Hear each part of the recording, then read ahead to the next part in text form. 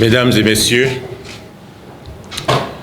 depuis toujours, comme vous le savez, je me suis personnellement refusé de répondre à une quelconque polémique ou à des attaques, qu'elles soient dirigées contre ma personne ou contre l'Union progressiste Le Renouveau, parti que j'ai l'immense honneur de présider.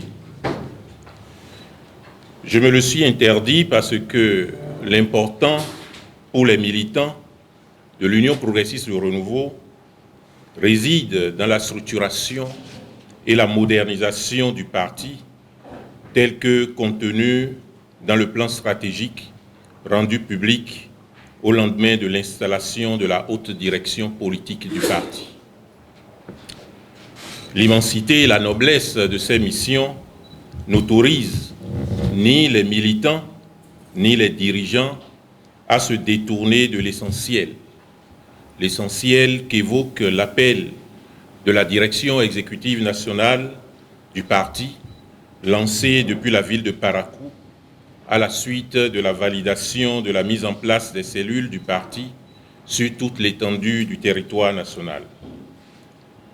Sur cette lancée, et à partir de la semaine prochaine, nous retournons sur le terrain pour la mise en place des sous-sections et des sections afin d'achever l'installation des structures de base dans toutes les communes, dans tous les arrondissements, ainsi que dans tous les villages et quartiers de ville que compte notre pays.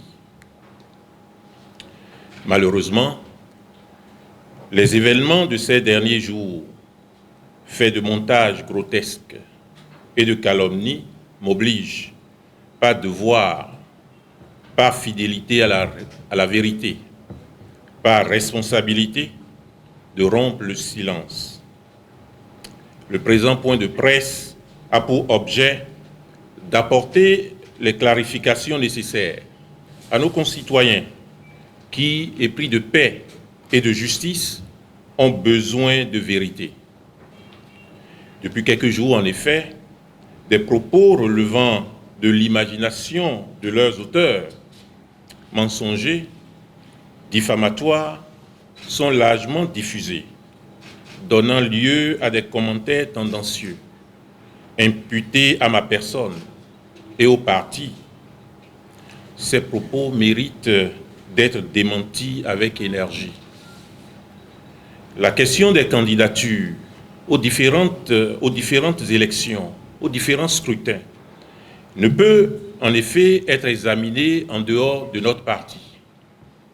Comme l'exige la réforme du système partisan, dont notre parti est l'émanation et le garant, la seule autorité et le seul cadre pour identifier, pour discuter, pour retenir les candidatures aux élections politiques déterminantes pour l'avenir de notre nation sont les partis politiques. Pour ce qui concerne l'Union progressiste Le Renouveau, aussi légitimes que soient les ambitions personnelles, aussi importantes que soient les positions et les statuts politiques, gouvernementales ou administratives, passées ou actuelles des personnalités membres du parti, elles ne sauraient être placées au-dessus de ses valeurs, de ses objectifs, ni de sa stratégie. Il reviendra exclusivement à l'Union progressiste Le Renouveau, dans les formes et selon les modalités qu'elle aura déterminées, de désigner celles et ceux parmi ses militants susceptibles d'être soumis au choix de nos compatriotes en vue de la préservation et du renforcement des acquis socio-économiques. Il en sera notamment ainsi des candidatures à l'élection du duo président de la République et vice-président de la République. Or, dans une parution électronique d'un quotidien prétendu, publié et amplifié sur les réseaux sociaux, il m'est imputé des propos tendant à insinuer que, je cite, « je serai candidat même sous le crépitement des armes ». Fin de citation. Il n'est ni de ma religion, vous le savez, ni de ma culture, encore moins de mon engagement, dans la ligne politique à laquelle je souscris et à la lumière de laquelle le parti est conduit, de tenir de tels propos et d'évoquer une éventuelle candidature à la présidentielle à venir, et ce, au péril et au mépris de la paix publique et de la cohésion nationale.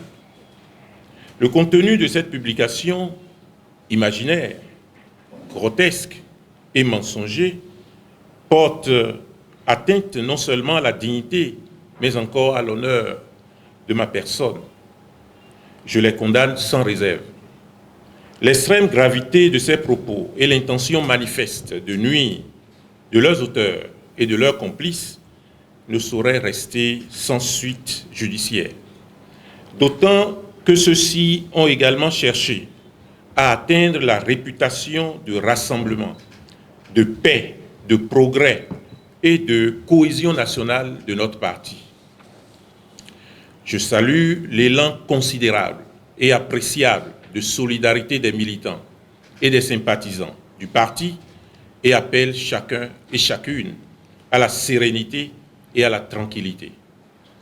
Les autorités compétentes, dont l'action permettra de mieux prévenir de telles dérives attentatoires aux valeurs essentielles de notre nation, sauront donner la suite nécessaire qui leur convient.